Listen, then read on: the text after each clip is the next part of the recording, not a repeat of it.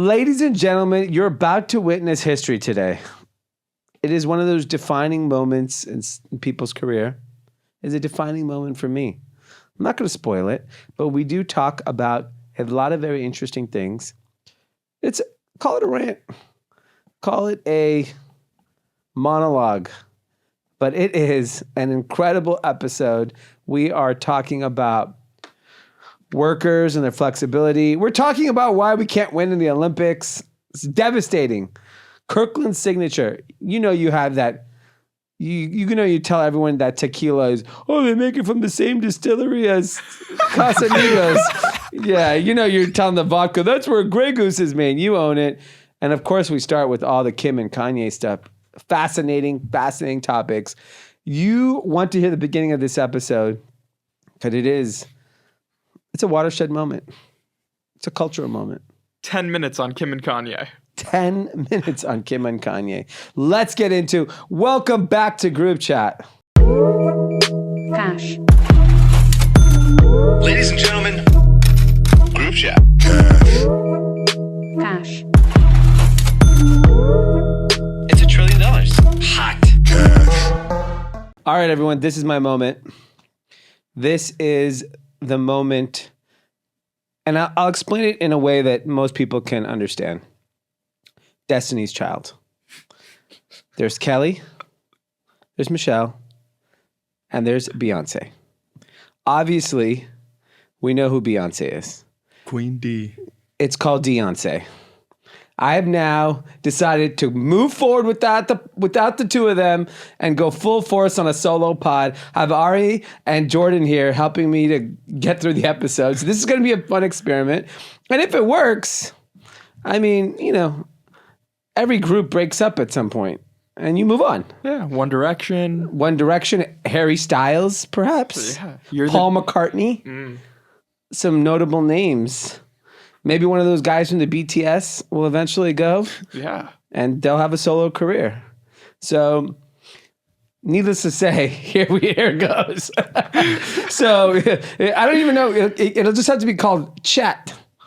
Because there's no group. No group. There's no group. Well, maybe, hopefully you guys pick up the slack today and we see how this experiment goes.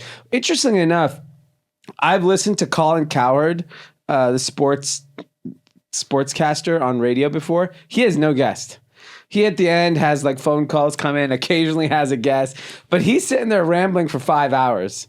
Rush Limbaugh would just scream into the mic for hours. So maybe I'm Indian Rush Limbaugh and just screaming into the mic. We'll find out. I mean, this is going to be a fun episode. It's Sunday night. The drinking has begun. So let's see what happens. I mean, the first most important topic that we have to get to, I think mainly for pop culture reasons, something that like I've seen a lot of friends pass along, is Kim and Kanye. Are you guys following this story?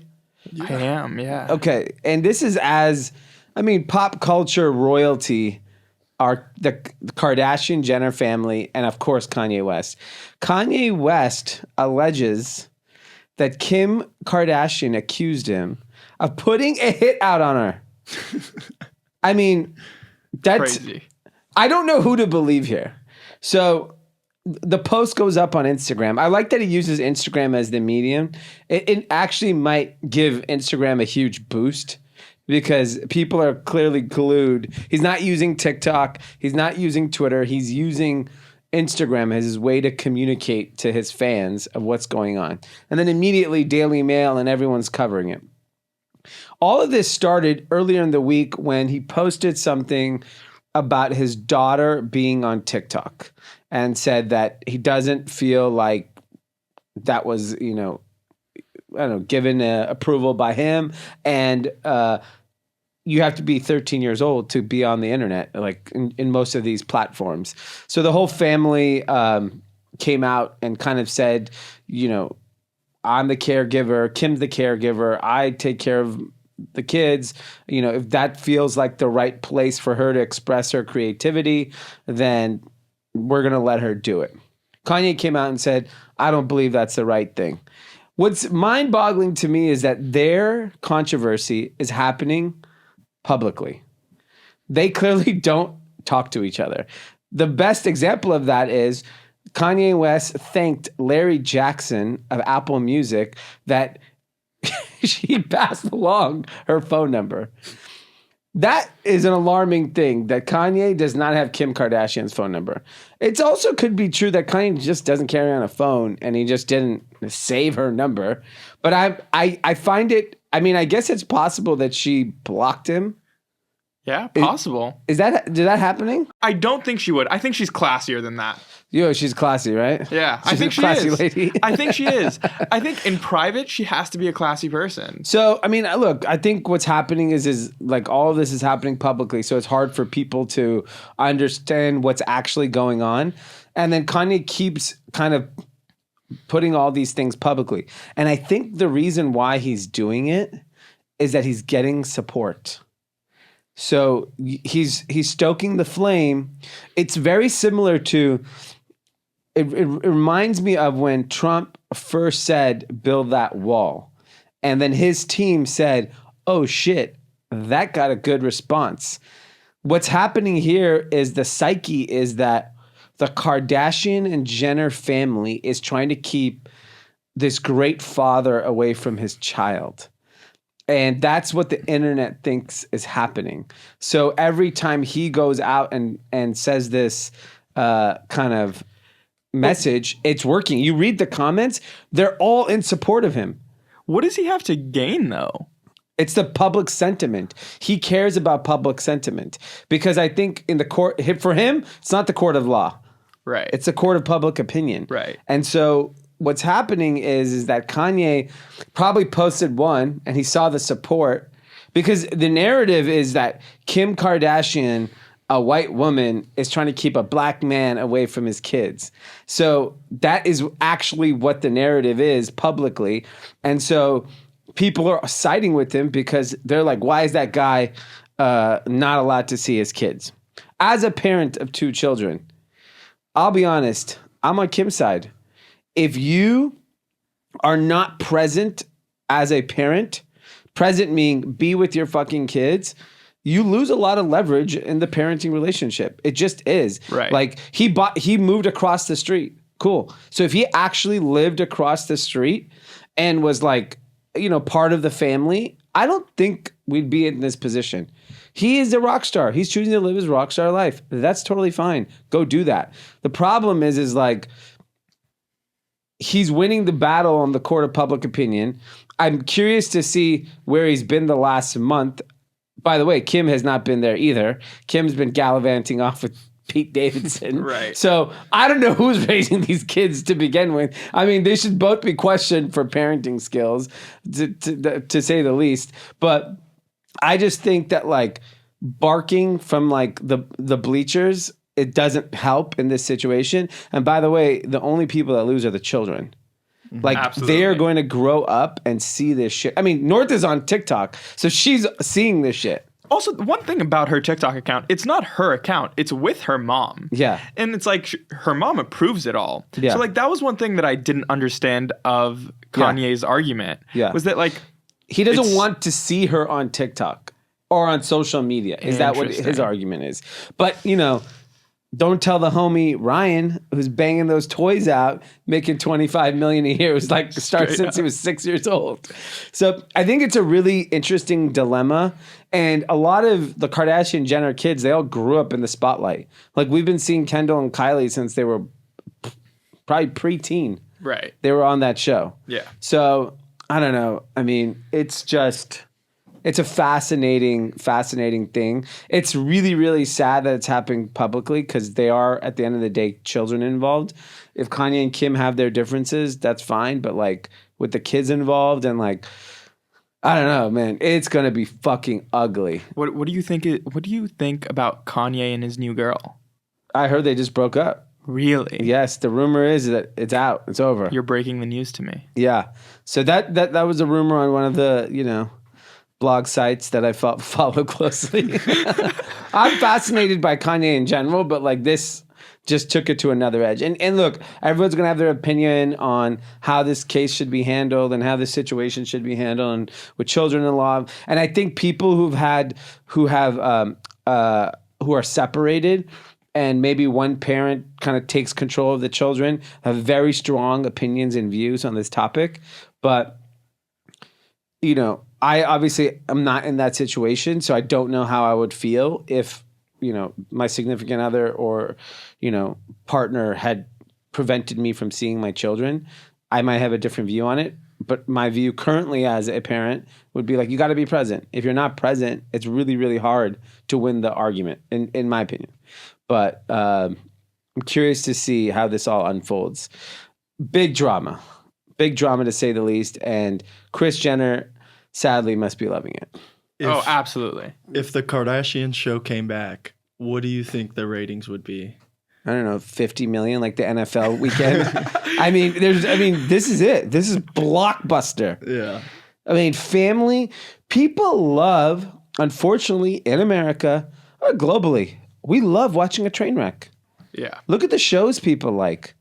Succession, it's a train wreck. It's a disaster family. Yellowstone, disaster family. These are, people love a disaster family.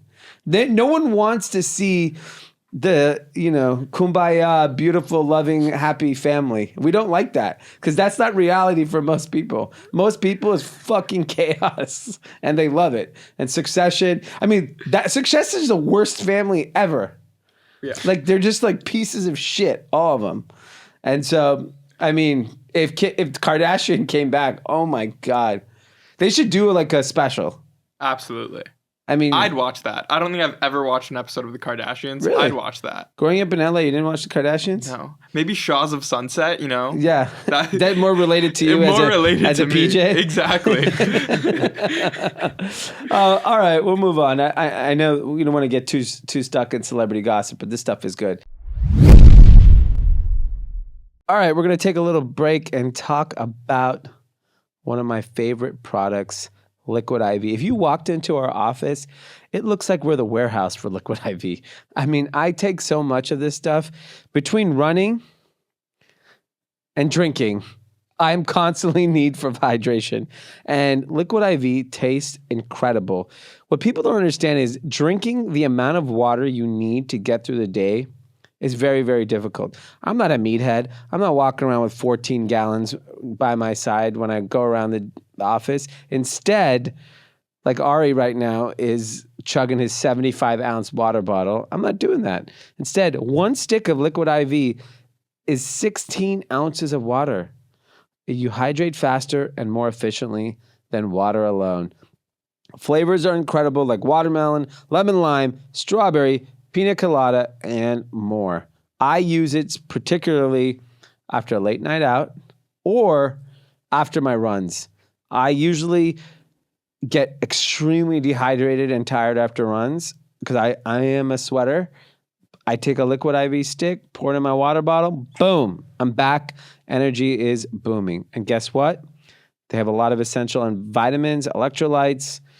It is made with premium ingredients, non-GMO, and free from gluten, dairy, and soy.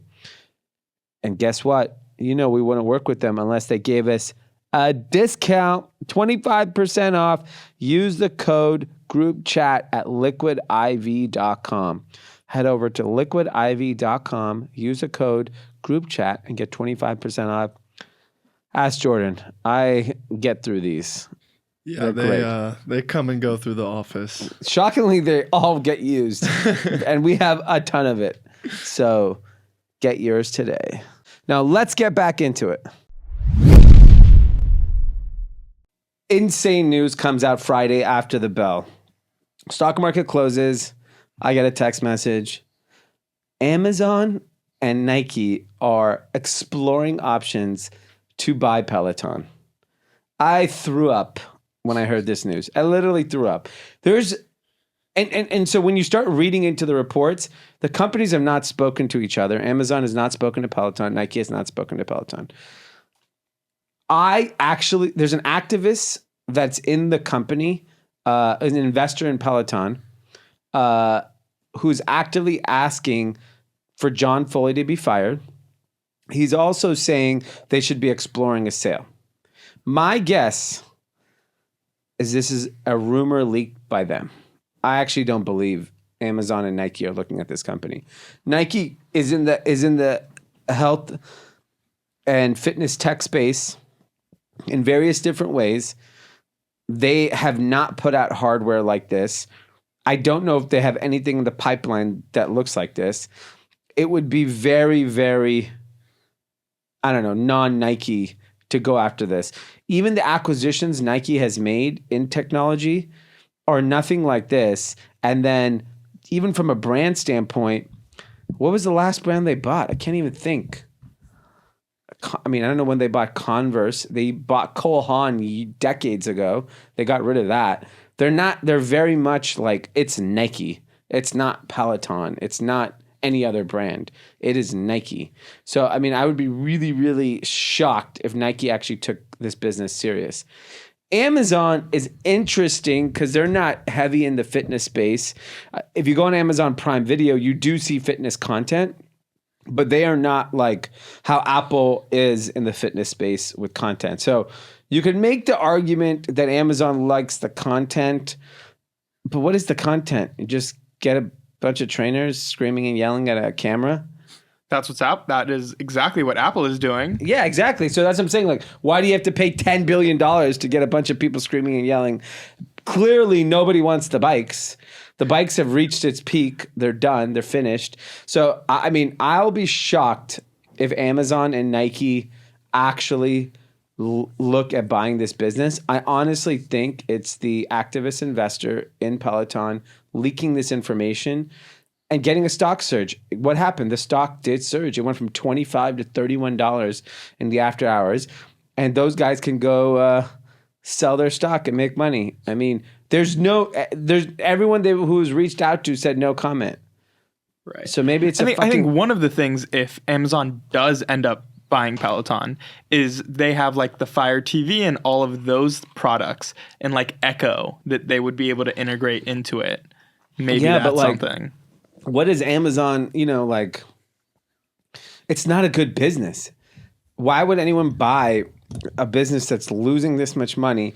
And unless they're like, oh, we'll buy Peloton and we're going to end the bikes. I would be okay with that. If Amazon bought it and said, we're done making bikes, because guess what? Bikes that go nowhere are stupid. But other than that, like, there's no point to own Peloton, in my opinion. It's clearly showing that demand for the product has waned. It's not as relevant as it used to be. Right. So it's time to move on. I mean, I don't think you guys have never used Peloton. I would never purchase a Peloton. Yeah, but you're not technically the demographic. How old are you? I'm 20, about to turn 21. Are you really? My birthday is in a couple of weeks, in a week. So you can't even drink alcohol? I mean, legally. Okay. Hasn't stopped You're me 20 yet. years old? Hasn't stopped me yet. Oh my God. Jordan, how old are you? 25. Oh, you're ancient compared to this guy. Jesus face. Christ. Wow, that's very fascinating. Well, we'll check in. I think Monday we'll see if these rumors get cleared up. Tuesday after the market closes are earnings, which will be a real...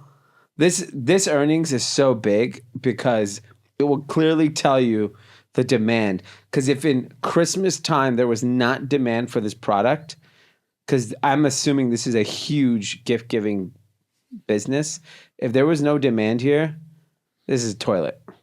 It's going in the toilet. No one's going to buy it because that data will prove that the demand has fallen off a cliff. And then what's the real reason for buying this business?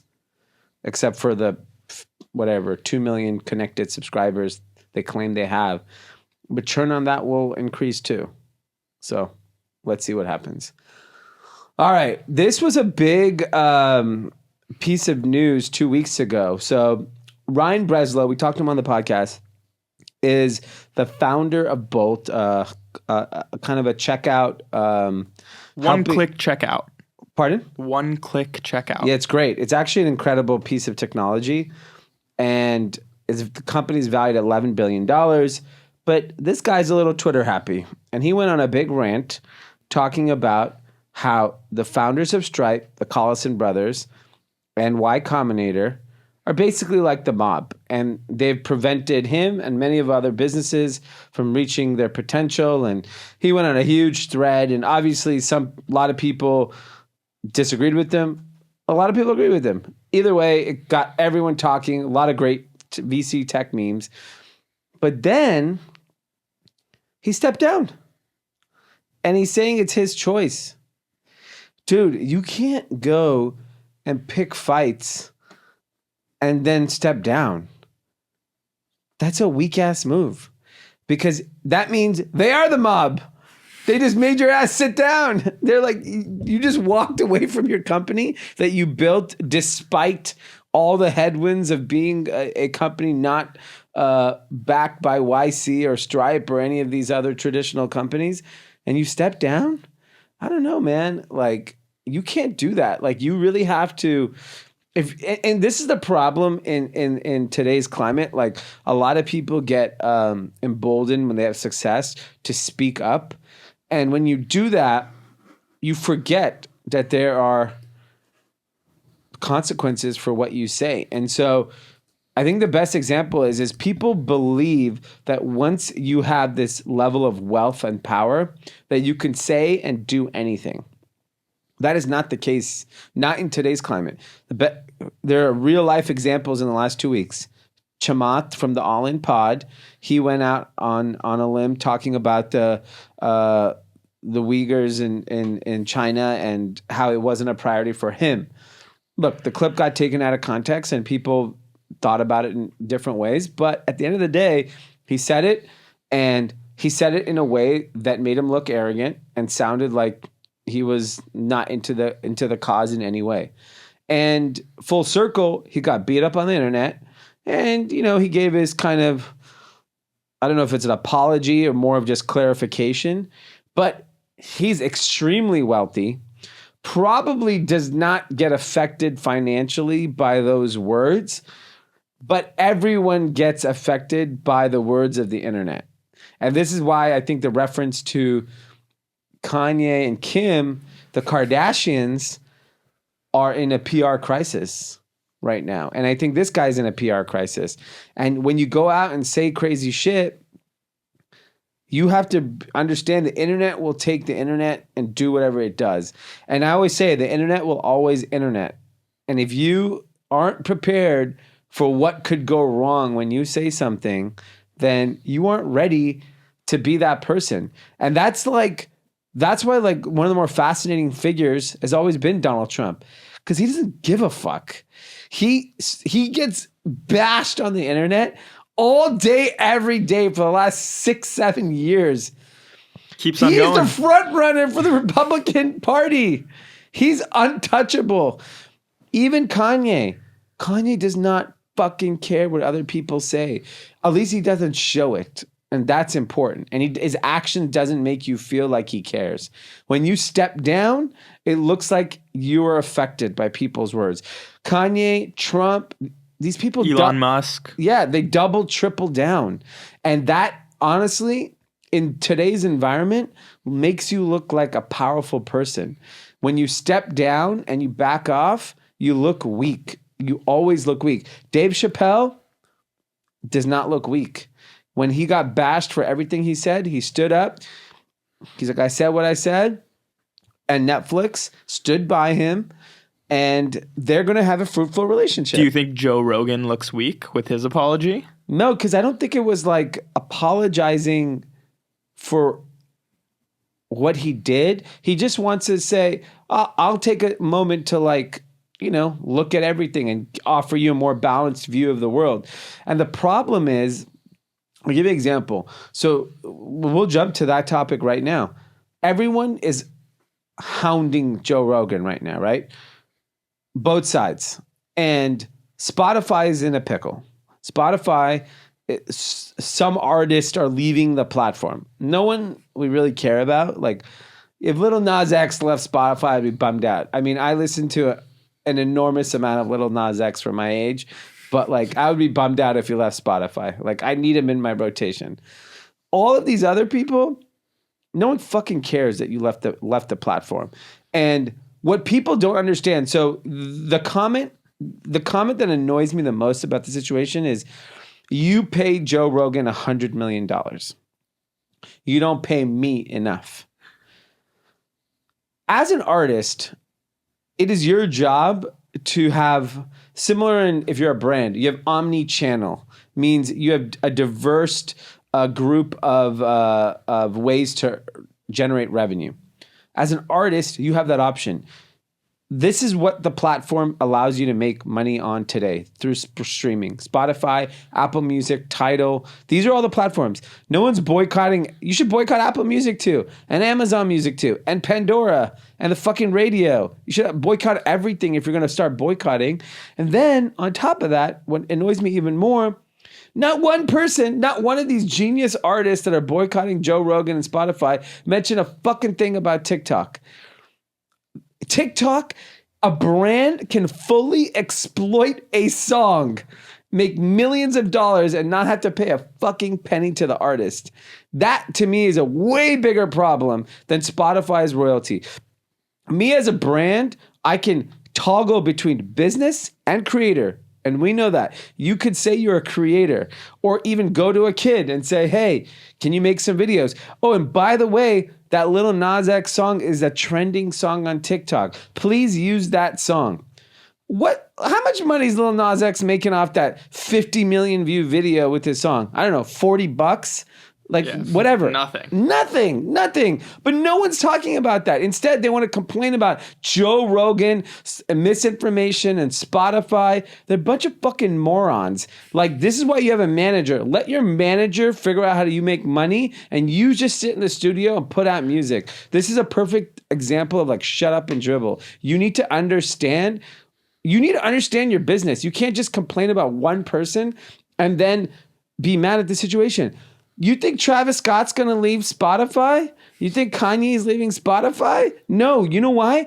They know as long as their music is getting streamed, they could sell more concert tickets, they could sell more merch, they get more commercial deals. Come on. No one believes the only way for an artist to make money is streaming. Right. If you think that, you're a fucking idiot. In fact, you should be looking at it like, wow, Spotify is such an incredible platform for discovery. How many new artists I've discovered because of Spotify's New Music Friday? I'll let that shit play. I would have never found out about that artist. And now that artist gets known. They throw out merch. They do concerts. Next thing you know, they're on a McDonald's commercial and they all made millions of dollars. If you're going to look at just a direct correlation of your streams to your income, you're a fucking idiot. I'm sorry. Like, I have no sympathy for these artists that are telling me, I don't make enough money off Spotify streaming. But you're not complaining about any of the other streaming services. Right. No No one's looking at your radio income. True. Pull me off the radio. You want to know about misinformation? All of Ryan's Roses on Kiss FM, that nationally syndicated show, is fake. There's not, you're telling me if you don't know, so if you live in America and you listen to Ryan Seacrest ever, he has a show. Probably one of the biggest radio shows in the country, especially for pop music. They do a thing called Ryan's Roses, where they call, like, a woman or a man calls and suspects their significant other is cheating on them. Okay, this shit's been going on for 15 fucking years, and then they say, they'll call the person they think is cheating and say, okay, we're gonna call Joe and we're gonna offer him free roses. Let's see where Joe sends the roses. He goes, hey Joe. This is the local flower shop, and with Valentine's Day coming up, we want to offer everyone a free rose, a free dozen roses. Who would you like to send it to? 9 out of 10 times, the poor Joe character sends it to not his wife. Okay, not his girlfriend. And then Ryan Seacrest comes on the air and goes, hey Joe, what's going on with you and Mary? Why don't you send Mary those roses? You don't think everyone in America has heard this and knows this is fake? But no. That's misinformation. They're fake. This is all fake. It's not real. And so what drives me crazy about the Spotify Joe Rogan thing, we're talking about, in some cases, I haven't listened to every episode of Joe Rogan. I have no idea what specifically they're talking about, but I know that like 20 episodes were removed this weekend. Right. from Spotify. Very quietly. Very quietly. And the thing that I want to understand, is it misinformation or the information you don't want to hear, or opinion you don't want to hear? And we can't go down this path. It's a very dangerous path of like truly censoring what people believe. There are so many things I disagree with that I don't, I mean, like, I can't sit and fight everyone who disagrees with basic common sense. And the people that are trying to cancel Joe Rogan don't listen to Joe Rogan, right? So they're not his true listeners. And the problem is the people that listen to Joe Rogan, absolutely, they're going to double, triple down on Joe Rogan now. And so if, God forbid, Spotify drops Joe Rogan, one, they're going to have to pay him. You don't just get to weasel out of $100 million. Right.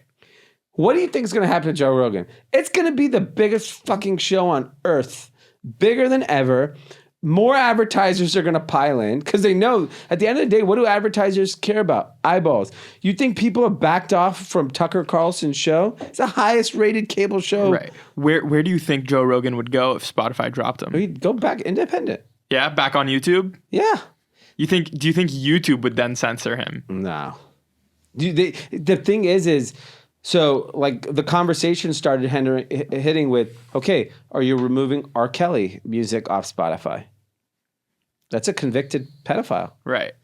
We can go down the list of people that are criminals, convicted criminals that Spotify is streaming. So if we're going to play that game,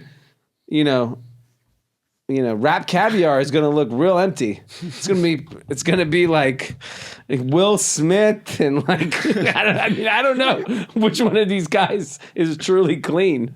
It's like, and it's just, it becomes very dark really, really quickly. At the end of the day, Joe Rogan is entertainment. Right. It's not the only source of information. You have freedom of where you can get information from. And if you don't like what he has to say, don't listen to him. You have that choice too. But the problem is there are people who listen to him and only listen to him. Yeah. And then they're misinformed. So he has that responsibility because he's so big. Right. But unfortunately, nobody else does. Everyone else is spitting bullshit information all day, every day, and they're not held to that standard. So he just so happens to be so big that he has some moral responsibility, right? Like, but that makes sense to me. Like once you have a big audience, once you have like a lot of people following you, that responsibility comes onto you to be more appropriate and to double check and triple check what you're putting out there in the world. But if he chooses not to, should he be punished? Probably not. That's my point, is like, he's maybe an idiot, but should he be like not be able to be on air? Like, I just, there's so much misinformation all over the place. Right. Like, you turn on anything, even on the left, on the left about COVID, all that stuff. Yeah. Like, when you talk about the way people have handled the last 2 years, it's incorrect on both sides. Yeah. And so now all this is just becoming more and more divisive. So now all these clips of Joe Rogan saying the N-word 10 years ago are showing up. He did something where a bunch of female comedians, he made them feel uncomfortable. So they're going to drag him down, right? That is the goal now. Like, we're going to force Spotify to kick him out. I will be very surprised if they do, because I think it sets a precedent for them that then they have to, like, remove everybody. Yeah, you got to go down the list. Yeah. I mean, Phil Spector, those who don't know, is a humongous music producer. And he was convicted of murder.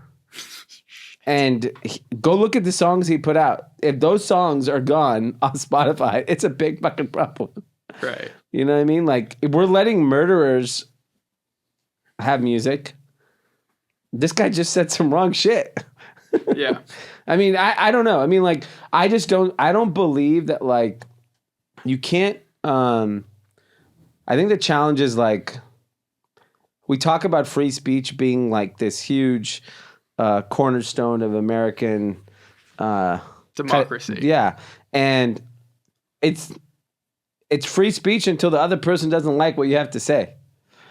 And that's on both sides. Yeah. The right doesn't want to hear liberal shit. Liberal people don't want to hear conservative stuff. And that is what really, really scares me about this situation, is that like I'm indifferent if Joe Rogan is on Spotify or not. I don't give a shit. Like, my day will go on. But I think it's not a good idea for Spotify as a business, because the amount of content they have on that platform, you're going to have a pretty sharp comb, because there's a lot of questionable things going on there. I can tell you one thing that everyone in America can agree on. Tell me. Kirkland Signature. Absolutely. So Kirkland Signature, if you don't know, is basically the largest private label brand in America, and is only exclusively available at Costco. Here's a staggering figure for you. Kirkland last year did $58 billion. It did a quarter of Costco's revenue. It's larger, to put it into perspective, and Kirkland is America's largest consumer packaged goods brand measured by sales. It's larger than Hershey's, Campbell Soup, or Kellogg. Nuts. These are like household brands, and Kirkland Signature is the biggest thing. It's a really fascinating thing, and we talked about it right before the podcast, and you were like, "It's amazing." The wine, or what did you say? The wine, the tequila, the toilet paper. By the way, you're 20 years old. What are you talking about? Wine and tequila?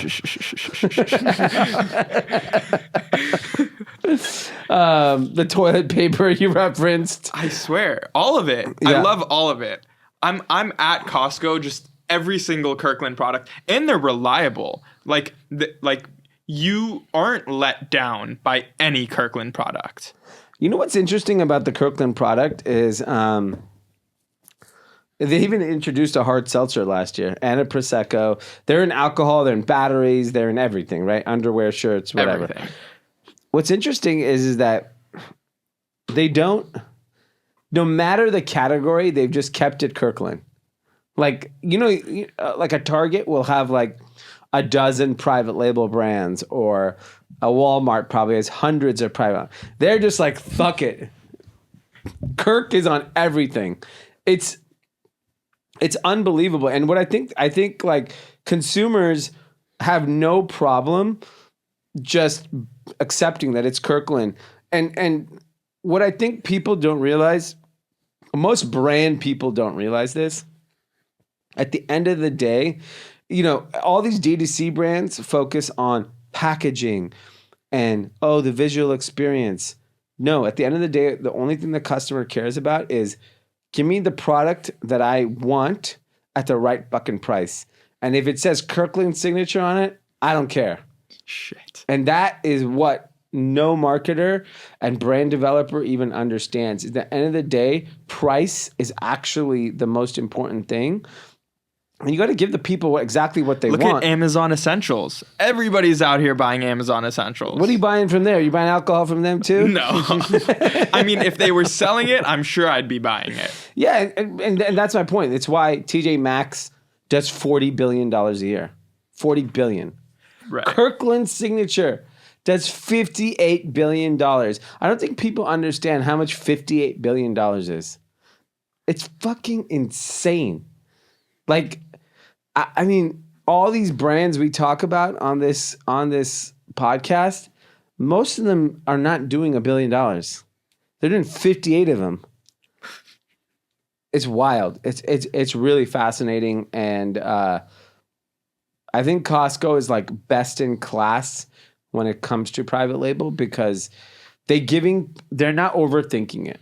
They're not creating the 25 brands and like... And they were 30 years ago. It says right here in the CNN article, 30 years ago there would be, 3 decades ago. So yeah, 30 years ago, you'd find about 30 different Costco private label brands along the big name food and household staples. And someone there said, you know what? My name's Kirk. This is my fucking land. And we're going to change everything to Kirkland. I mean, the name is just terrible too. And it's not just Kirkland. It's Kirkland Signature. Like, it's double bad. It's long. It makes no sense. No one knows who Kirk is. They sell these hoodies now that just have the logo up top. They are wildly popular with my age group and my demographic. Because it's wildly popular. It's just ironic. It's just like good hoodies. Just like, I know, but you're just like wearing their logo. Like, here's my toilet paper brand. I'm wearing a fucking hoodie. Yep. You're literally wearing shit. That's unbelievable. It's fascinating. I think it's. I hope more and more people study this and there's more information about this, because I think a lot of people that develop brands and market brands think about brands in a very different way. And Kirkland Signature is just out here just making hoodies with their toilet paper logo on it, and people are buying it. Amazing. Okay, let's move on to one of our favorite topics here, which is employees and workers. And interesting survey came out.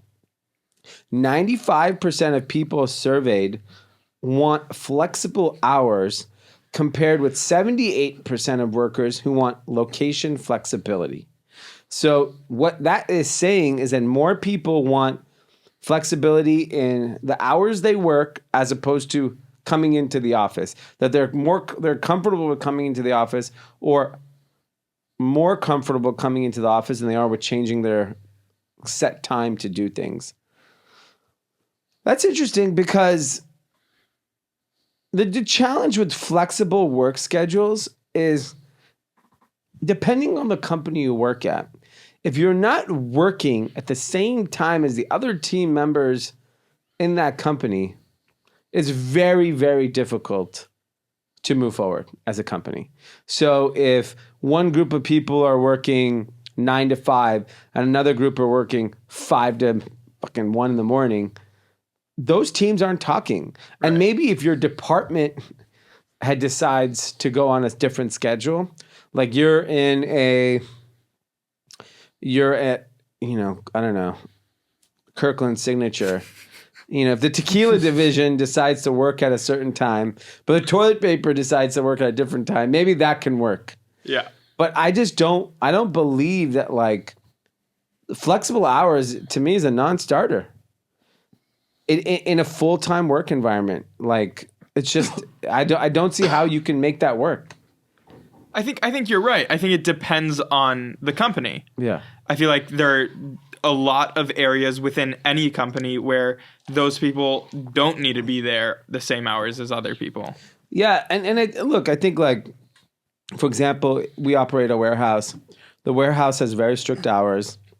We're open from 7 a.m. to 4 p.m. We've always had those hours.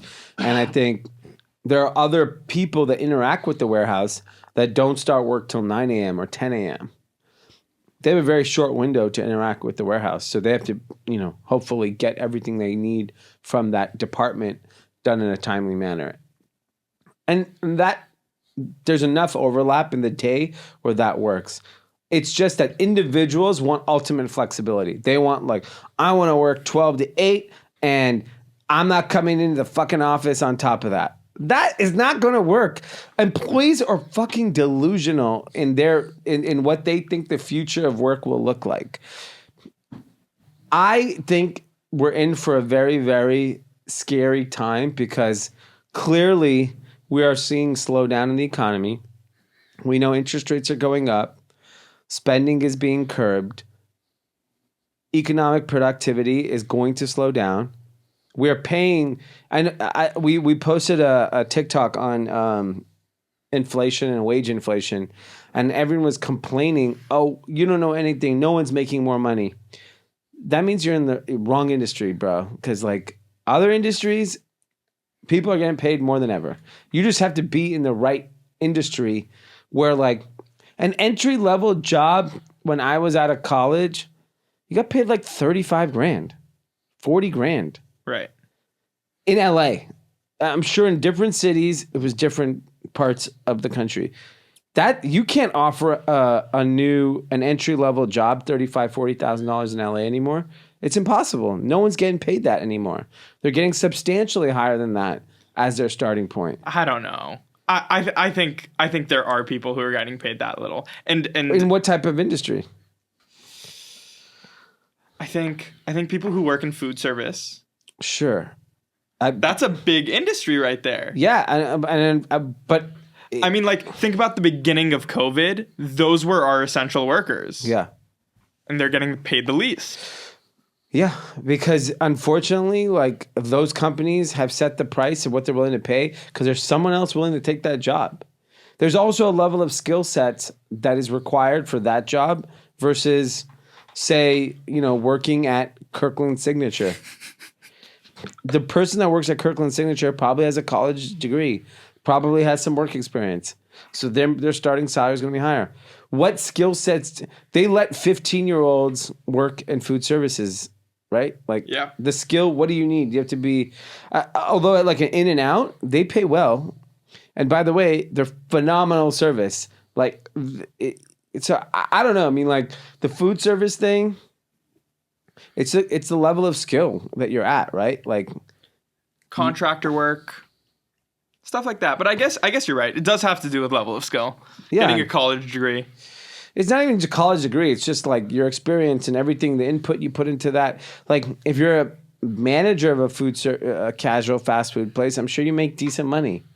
It's the entry level person. Everyone wants to be making this like incredible living wage just because they're alive. That's not how the world works. What country does that work in? It just doesn't exist. So it's just like it's like this hope. Oh, I was born. I deserve to make $50,000 a year. I don't think it's I was born. I deserve to make. I'm sounding like Tim right now. Yeah. It's not about I deserve to make $50,000 a year. It's about like I deserve to like eat and to then live go a life. into the career where those people are getting paid. People who listen to this podcast message me all the time and say, I was in this field. I fucked all that stuff off. I went to Code Dojo or, General Assembly. I became an engineer and I make 150 grand a year. So if you graduate from high school, right, and you enter the workforce and you're like, all right, it's time for me to get a job. You go work at Taco Bell. Nothing wrong with that. You're getting paid minimum wage, and you're like, you know what? I don't really like this. If 3 years later, you're still there and you have not made any changes, that is your fucking problem, not mine. In most cases. Yeah, because you know what? In today's environment, with $0, you can go on YouTube and learn how to do anything. Most people are not going to put that effort in. And if you say, oh, they don't have the internet access, go to the fucking library. It's free internet. Right, but that is in itself hard. Also, you have to have the energy, the food to like. You have to have. If you want to change your circumstance, it is so fucking hard to do that. Exactly. That you have to put the effort in. That's why people like me don't like. I can't accept that as an answer. Like that's just laziness. No, I disagree. I think there are people out there who want to and are putting in the effort, but are stuck in. No, because they're not aware. They don't take the time to understand. They're like, they're in a career path that maybe has no future. Like if you're sitting in cable repair, okay? My guess is less people will have cable 10 years from now. So there'll be less homes to repair cable. It may be a good paying job today at 25 years old. But if I'm in cable repair, I would seriously look at like using what I know nights and weekends to find another career. Our boy Matty. It's exactly what he did. Matty did cable repair, right? Exactly. He did that and then he did his own startup. Okay, so he did it. He's a perfect example. I didn't even listen to that part of the podcast. But that's my point is like, it can be done. It's fucking hard. That's why like all the research, 20 years ago, I would agree with you. The resources were not available to everyone. Information is free now. Misinformation is free. So we know real information is free. Yeah, for the most part, I think there are still a small handful of people out there that can't get ahead of the curve. Yeah, because they don't. It's just not in them, right? No, Like, I disagree. I think a lot of the homeless population, they're never going to get ahead of the curve, and that's circumstance. That's Yeah. not them. yeah, that could be. Yeah, that's bad luck in the family they grew up in. It's like luck of the draw. All right, there you go. Yeah, but we can't solve for that. There are certain people that grow up in impoverished parts of India. I don't know how to. We don't know how to solve that problem yet. We've never solved it. We've been around thousands of years. But we should continue to try to. Sure, I'm not going to do that. That's not. I'm employing young people that want a shot. Right. They're willing to put forth the effort. Right. Right. Like everyone has to make their choice on what they want to, change their circumstance. It's just like you can't ask everyone to do everything. Most people don't even fucking recycle. I look at when you have the choice. I see at the stadium, you could put it in. It's right next to it. They won't fucking put it in. You want them to go help homeless people? They're just not going to do it. So we need to at least encourage the people that want to change their circumstance that it's available to them. Go Sure. do it. Yeah, absolutely. I'm with you. Yeah, I mean, you just have to encourage people that there's no more boundaries anymore. Before, you had to go to the best college, you have to do this. But if you just want a slightly better quality of life, that is your choice. 100% your choice now. If you're homeless, that's generational issues that maybe you were unlucky and born into a certain family and it's fucking impossible to end that cycle. But it's not even that. There are people who are born into affluent families. Drugs, alcohol puts them on the street, and that has nothing to do with generational. Yeah, that's the problem is that and this is what I talk about when parenting, and you guys can talk like this idealistically because you don't have children and you're not married and you don't have a view of the world from that perspective. I thought like you 20 years ago. When I had children, I put fucking effort. So if you choose to have kids one day, if you want to give your child the best shot, you have to put so much goddamn effort. Right. To give your kids the best possible shot. Unfortunately, a lot of people have children and don't do that. Right. And so we never blame the parents. We blame the kids. How many times do we see kids do fucked up things and the parents are not held accountable? That's a real problem in society. Yeah, absolutely. Families need to be held. It takes a village to raise children. Everyone in that village should be held accountable for how that child turns out. And we're not doing that as a society. We just say, that kid's fucked up. He went and did something stupid. Okay, why did he do something stupid? If I don't watch my kids will do stupid things. Very simple. Right. I turn my head, my youngest, he's on the table. He'll fucking jump from the ceiling. He'll do it. And that's something that we don't address. And those are the things that concern me when we're saying about we want to save the world, but we don't even take care of our backyard. Our backyard is we all know someone going through something. Help them. Right. Don't worry about the homeless person yet. Worry about your friend, your cousin, your sister, your brother, your mom, your dad. If you just did that shit will go down at some point. If everyone actually took care of people in their own families. I talk to people all the time. They don't even talk to their brother. They don't talk to their parents. They don't talk to their friends. Community is a big aspect, for sure. Yeah, and I think and I'm not a religious person, but I think the decline of religion is actually a detriment for a lot of people. Because I think it's very hard for an average person to find community in their daily life. Yeah. Everyone Everyone is seeking it in different ways. And religion was so good at that. Right. They're my brother, they're my sister. An experience I have that I'm sure is very similar for you in the Indian community is that the Persian Jewish community, not even the Jewish community, but the Persian community, that culture pulls you in together a lot. And that is a big backing. I'm sure you see the same thing in the Indian community. Absolutely. It's definitely a big part of growing up, at least you have that belonging. Yeah. Especially as a immigrant group. Right. It's incredible to have that belonging. But I think once that the next generation, if they're not part of that community, they do get lost. And I think it's important that like we when we talk about things like even as simple, the topic we're talking about, which is flexibility of work and remote work. That is a privilege to certain fucking jobs. If you are a incredible programmer, you get to do that. Yeah. You could do whatever the fuck you want. I know, and we know people like that. We have friends at Google that work on a farm and make millions of dollars a year because they're the best at what they do. But if you are not at that level and skill, you're not given that privilege. Right. And so that's the problem, is that like that. Of course, if you ask random 1,000 people, like, yeah, I want flexibility in work hours, I want this. And then the Costco is like, well, guess what? Our customer is not flexible in when they come up to their store. Like if you work at Costco, they've trained for decades. This is the hour that we are open. Imagine a Costco was, I only want to work from like midnight to 7 a.m. Okay, cool. You can maybe stock the shelves. I don't know what else you can do. Like there's not that many job options.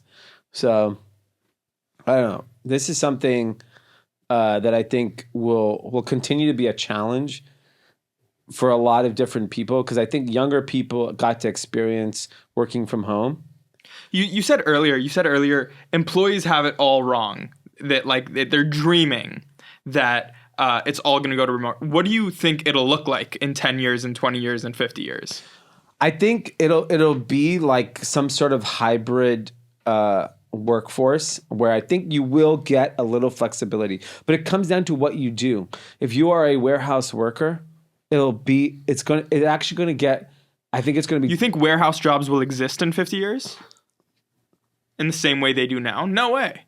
So there will be automation. Right. There's no doubt about that. I don't know to what level it'll be automated. Like, so let's just say it's fully automated. Sure. Okay. Then let's take, I think like banks won't exist. I truly believe there's no reason for physical bank to exist. Most people in the near future will never have cash again. There's absolutely no reason to have a bank. So I do think a lot of those jobs will cease to exist. What happens is that like, then you have two issues. One is either one part of society becomes unemployable and will probably need government assistance to survive. So it becomes like a rich versus poor society. Or there's going to be this energy to re-educate the workforce. But the workforce has to be willing to be re-educated. Right. Because like if you aren't, like there are people that are clearly not academic, right? Like they aren't meant to go to college. They're not meant to read and understand and whatever. I get that. I'm comfortable with that. But like, okay, then today you can go be a longshoreman at the port and make bank. You know, you make incredible money doing that. You can go be a work on the rigs in the oil industry, make a lot of money. There's plenty of places for physical labor to make great money. Even that's what Mike Rowe, dirty jobs, like that was his whole shtick, was like all of these nasty jobs is like they make great money. Yeah, they do. Like a plumber, a carpenter. These people make good money, but they are hard jobs. Yeah, physically hard jobs. Yeah, right. And so either people need to go find those industries, or they have to go educate themselves so they're not put into this situation. So they're not stuck in these industries. That's why, like, when I talk about like helping you control your circumstance, if you choose to double down and because like it's the same thing, like, you know, you're like lightweight Tim, but like Tim would complain, but then Tim went and got a studio and like you were talking about metaverse and all this shit. I was like, yeah, because he knows he doesn't want to get left behind. Right. And I get it. You're empathetic and it's great. I'm empathetic too. I don't like seeing homeless people. I've done so much for so many people to help them get out of their circumstance. But like, I'm one person. That's not gonna. There needs to be 500 million people who do that, right? And I'm happy to continue to do it because I know I can make an introduction and change someone's life, or I can help connect two people and change someone's life. That's fine. I'll continue to do that. But like, if you're truly idealistic about how to change things, we have to encourage people to like look at themselves and be like, let's help you get out of your own fucking way. That's the problem. And then like one day you're gonna have kids. And your view is going to change drastically. You're very young, so 20 years from now, when you have children, you're going to be like, I control this kid's destiny. 8 years from now. Oh, 8 years, wow. Yeah, 28. Perfect time. 28 in LA is like 14 having a kid. I mean, I don't know anyone who had a kid at 28. I'd be shocked. We'll see. Well, that's impressive. That you even want that. I had no interest in 28. It's not on my radar. All right. Do we have any other topics? What else we got here? Okay. Valentine's Day is coming up. This is very interesting. We always talk about how much people spend on these holidays. Americans are planning to spend roughly $175 and $210 on Valentine's Day. This is interesting because Valentine's Day is like obviously a made up holiday. It's like Halloween, St. Patrick's Day. These are all like bullshit holidays that have been just created to make money. $200 is, what is that? Like a couple goes to dinner. Forget LA. LA is overpriced. Let's say in any city, couple going to dinner is $100. Probably less. Fancy dinner. You're going to a fancy dinner. Sure. If you're taking your girl to freaking Chipotle, that shit ain't lasting. That shit's over. Okay? Like, if any listeners taking their significant other for Valentine's Chipotle, just say goodbye. Red flag. Yeah. So everyone's going to a fancy dinner, right? Right. Like, at least like upscale to some extent. And those are mainly prefix dinners. So it's like $35 prefix meal. So if there's two, that's $70. Sales tax, God forbid you have a glass of wine each, you're well over $100. Right. Assuming the couple, they're each getting them something. So let's say the budget for the gift is $50. Flowers, candy, whatever. So that's like your average couple. Right. I would assume in bigger cities, dinner is $200. Gift is 100. $200 to $10,000, depending on who you are. Right. I mean, I guarantee you next weekend. So Valentine's Day is Monday, February 14th, right? Yes.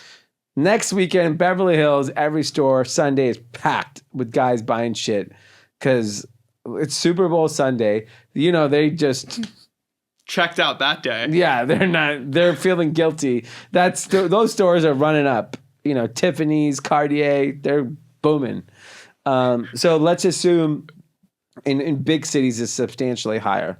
Right. This is a made up holiday and people spend money on it. It's like Halloween, St. Patrick's Day. These things are like laughable. Cinco de Mayo. They're just made up just for people. And they create, what upsets me about these holidays is just like the guilt it puts on people that like, if you don't do something, like it means you don't care about that person. That I feel bad for, like specific, you know, like, and I inherently believe if you're in a relationship, I'm sure there's plenty of shitty relationships, but it sucks that like that is what you're held to in terms of like, if you don't take your significant other out on Valentine's Day or you don't get them a gift, are you less interested in them? Or I don't know. I feel like it's depends on open conversation between that couple, right? Yeah, I don't know. I mean, I'm married, now almost 5 years. Like Valentine's Day means nothing to us. It's good. I like that. Yeah. That's how it should be. Yeah. Yeah, I mean, I know married couples that it means a lot to them. I think for us, it's like we'd rather go spend time with our kids and go do something fun as a family. Right. Not, you know, like I'm sure if I took her out to dinner, she would appreciate it, enjoy it. But like, funny story, we went to lunch today, just to give you an example of like why Valentine's Day is such a not a great experience to go out to eat. We went to a place today, and on one side of the venue was they were serving brunch, and they're serving brunch on both sides. One side was a buffet.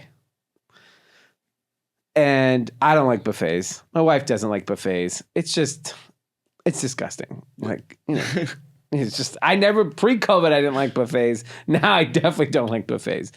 And then on top of that, like, I'm vegetarian. We want to get, my wife's not, but like, we want to get what we want to get. We don't want it, we don't want the other version of it. Like, you know, so she was like, oh, what's that? Whatever. Let's just sit down. I'm like, look, neither of us are going to be happy. Let's just go to the other fucking side and order exactly what we want. Valentine's Day, they had these bullshit ass prefix menus that are gross. Yeah. Like, I get it. You're busy, but like, you charge double and you give us some disgusting chef's choice of some gross meal that we have to eat because why? Who's Saint Valentine? I never heard of him. Did this guy say restaurants have to give a prefix? Prefix is the biggest hustle in restaurants. New Year's Eve, prefix menus. Valentine's Day, prefix. Thanksgiving, prefix. Bullshit. Yep. Very annoying. I'm very irritated about prefix menus. Especially as a vegetarian, it's such a scam. Because we get charged. If you have any dietary restriction, Oh, yeah. you're done. Yeah. All right, I'm done with that. All right, we're going to end with the Olympics. Have you guys been watching the Olympics? Not as much as I should. Wow, The TikTok clips. You guys are not patriotic, not real Americans. You know what? I'll tell you what I did watch. I did watch the clip of the Ukrainians walking in and then just cut to Putin sleeping? Yeah, Putin sleeping. Yes. That was hilarious. Unbelievable PR by Putin sleeping through the Ukraine. I mean, the Olympics in China are quite interesting because the opening ceremony was fascinating. So at the end of the opening ceremony, they light the torch to kind of start the games. And it's a big deal. Like the torch has been like running around the whole country. I remember when the Olympics happened in LA and I was a little kid and I vividly remember seeing the torch and come through our neighborhood. And it was such a big deal. China had one of the Uyghur Muslims light the torch. A 20-year-old skier. I mean, talk about a big fuck you to everybody. Yeah. They I mean, unbelievably well played and shows that like they aren't playing our games. They're not going to just hide from it. They're like, nah, put them up in the front. It would be a symbolic gesture that these people are happy to be here. But it's so clearly a stunt. It is a stunt, but they did it. You know why? Everyone watching in China is going to be like, we treat those people fairly. Yeah. Because they're not pandering to the rest of the world. All they have to pander to are their population. That's a good point. So they're playing chess.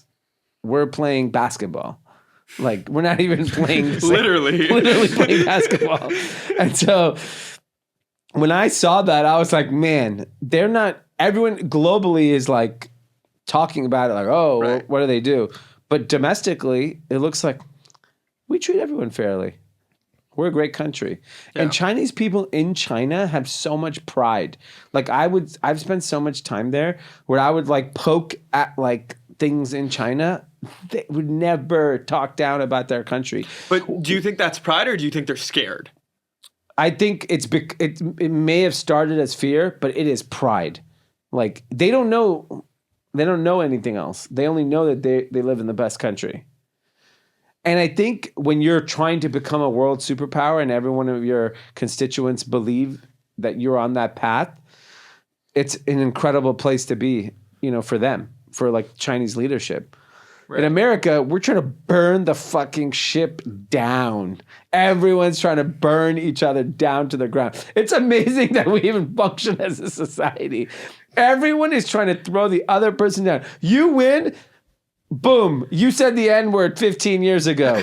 You win. Oh, what did you do to that person 25 years ago? It's done. We don't want anyone to win. We're going to bring your ass down as soon as you win. That's just how we want to do it. So for them, they're very united in their pride. Like it's a unique thing to see. So then the skier had their first event. Placed 43rd. Disappeared. Never saw them again. Gone. It's like that tennis player all over again. Yeah, so she finished 43, and apparently there's a section after you finish where you can skip the media. She enters that section. That's Gone. it. That's the Chinese way. Yeah. On the heels of that drone video, did you see that drone video? No. It's this drone video of like straight up these people blindfolded, like on the floor, like in rows, like maybe 100 of them. And it's a drone clip from China, like the State Department is saying is real. And it's just like all these Uyghur Muslims just like encamped like that, imprisoned like that. Yeah. Shocking. Yeah, well, that's why she didn't get to talk. It's a crazy and this is what, like, speaking of the Olympics, I was having this conversation with my wife about this. When you think about, like, we're raising children, and if our oldest doesn't want to do something because he's at the age he's playing sports, we don't force him to do anything.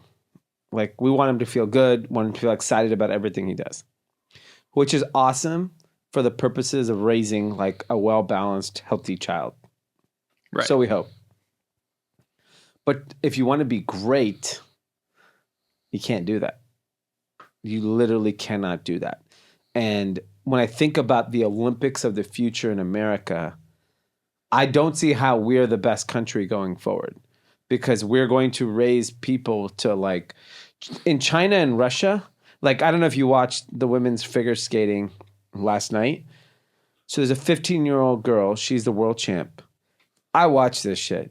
It was phenomenal. Like, she was flawless. It was perfect. It was like the most perfect thing I've ever seen. Like, I was like jaw dropped. I'm like, this is the most beautiful thing I've ever seen. Right. She's 15 years old. Can you imagine what her childhood was? A Russian figure skater that's the world champ. I don't No think childhood. There's no childhood. There's no balance. There's no nothing. But to be great, you sacrifice everything, right? Yeah. That's what it takes to be great. And America was always like that American excellence. And, you know, when I think of like the best at everything, I always think America. Right. But now that it's, you know, we're a global kind of economy, global everything, like, you know, the best social network is Chinese. The best baseball player is Japanese. The best basketball player is Greek. That's not good. You know what I mean? Like, fortunately for us, none of these other countries play football, but like otherwise, maybe the best football player is Korean. Like, you know, it's and you think it's because Americans don't push their kids hard enough to like sacrifice everything? Yeah, because like I haven't seen the King Richard movie, but I know the Serena and Venus Williams story very well because growing up in LA, they were like the talk of the town. Right. He pushed his kids to the fucking limit to be great. Right. Right? Like today, that's not looked positively upon by parenting.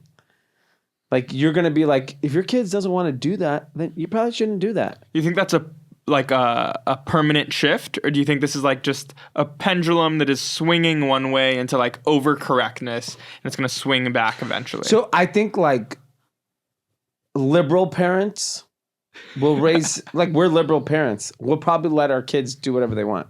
Like if they tell us, I don't feel good about this. And this is a conversation my wife and I have always like, how do we like, I don't want them to be average. I want them to be great. Right. But I also don't want them to miss their childhood, and I don't want them to not have these things. So like I start thinking about like, what does it take? What is that balance? Is there even possible to have balance? Or like or do you have to just push them to get the most out of them? Because like if you tell a 4-year-old 4-year-old will tell you, I want to go home and watch Blippi, like whatever. Like they're happy to you do it. But like there's some parent out there that's pushing their 4-year-old on the golf course, on the basketball court, on the football field, or whatever, ice skating, ballet, like all of those things. There's some parent that's pushing, and their kid could end up, like even I know parents that were like reading the periodic table to their kids when they're like 3 years old, so they'd become geniuses, and they did. It's like It worked. It worked for them, right? But like, we are so concerned now as a society about like, we want our children to be well balanced, which I agree. Like honestly, like at the end of the day, if my kids were happy and healthy 50 years from now, I won. Like I would agree that that's a win. But unfortunately, that's just not enough in this country. It's not enough. So it'll be interesting to see. But Olympics to me is like a gauge of like, I don't like China getting more medals than America. I just don't. Yeah. I don't fucking like that. I want to win. And I know we have the talent. There's no doubt. Like we have the kids that are better than everyone else, but like we have to also push them. And we have to like make it, it's also be a sense of pride. Like I think like country pride, America hasn't had country pride in a long time. Right. Right? Because a lot of people don't like the America we have today. Like some people like it and some people don't. And some people like the old America and some people want the future America. Like you can't, right. These people in China, they fucking love China. Yeah. They want a Chinese to win. You think if people had more national pride, you think we would do better at the Olympics? Yeah, because like you would, like I'm sure there are like incredible athletes that like could participate in Olympic sports that just don't, because they're like, oh, whatever, I don't care about Olympics. Like, you know how hard it, like until we got our ass kicked in basketball, then all of a sudden we're like, we better send our pros. So we actually win the one sport we know we're the best in the world at. This is basketball. But like, I don't know. I think every country should have pride. It's like, I have pride I'm from LA. I have pride that I'm American. I have a pride that all those things. So in like, I think like 6 years, it's supposed to be back in LA. Yeah. Do you think our national pride will increase when we have it in our own country? Oh yeah. Cause I guarantee you there's like there's a parent who has like a 10-year-old who's like some insane track and field kid. Be like, you're going to be in the Olympics in 6 years. Right. Guarantee you there are parents like that, but we have to push that. Right. Like Nike has to push that. Nike needs to be going to all the 12-year-olds in the country and be like, in 6 years, you could be the biggest star in the world. Yeah. Because like, what's the average age of an Olympian? I don't know, like 18, 19, 20? Probably even younger. Yeah. Like I think in Winter Olympics, because of like figure skating and gymnastics in summer, like those are young sports, but like let's assume they're like late teens, early 20s. Yeah. That person right now is 12, 13, 14 years old. It's a good point. If I'm Nike, we know Under Armour can't do it. So Nike needs, and Adidas is German, so we don't expect them to help us. But Nike should be going to every dope 12 to 14-year-old kid in the country and saying, you're going to be the gymnastics champion. You're going to win track and field. We're going to pump money. It's good for business. Yeah. You think they're signing those 12-year-olds now? They should be. I would. Like if I was at Nike, I'd be like going to like gymnastics competitions, like women's gymnastics. America need to win. It's just one of those things you just got to win. Track and field, like Usain Bolt just kicking her ass. One dude from Jamaica just beat the shit out of America every year. That's insane. And Jamaica's a small country. It's not like a huge country. One dude just like beating everybody. All right. That's all. Nice. I got a shout out. I got a nice message from her Instagram goes by Ali G, and ironically, she's in London. She's getting her master's, and she wanted to give a shout out to group chat. She did a report for her school in London about Facebook and or now Meta and why the stock dropped and what they're struggling. And she referenced what we talked about on the podcast in her essay. And so she just wanted to give a big shout out. Group chat university is real. It's pretty cool. Any other shout outs? No, sir. Yeah. So hopefully next time we're in London, we'll see you. We'll see what you learned. We'll do a quiz. This is great. Lovely. Yeah. I mean, I don't really need anyone else here. No. You really went off. Yeah. Yeah. I mean, it's a long episode just talking about this. I could be Rush Limbaugh. You could. Yeah. 5 hours. Maybe Why have some not? call-ins. Yeah. I think you could do call-ins. Yeah. I think that would be interesting to listen to. Yeah. That would Because be- I'm just fascinated by who the group chat audience is. It's amazing.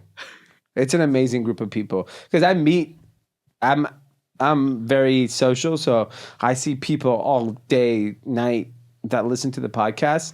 It's unbelievable. I wish I could share with you who the listeners are. It's insane. It's an insane list of people. All right. We'll see you Tuesday. I guess I'll see you Tuesday. Clearly, a star is born. Queen D. I'm Lady Gaga. What's her name in that movie? Have you guys seen that movie? Oh, A Star is Born? let's Google it. Whatever. You get the point. Yeah. I'm not Bradley Cooper. I'm Lady Gaga. Doesn't end well for him. All right. See you guys Tuesday.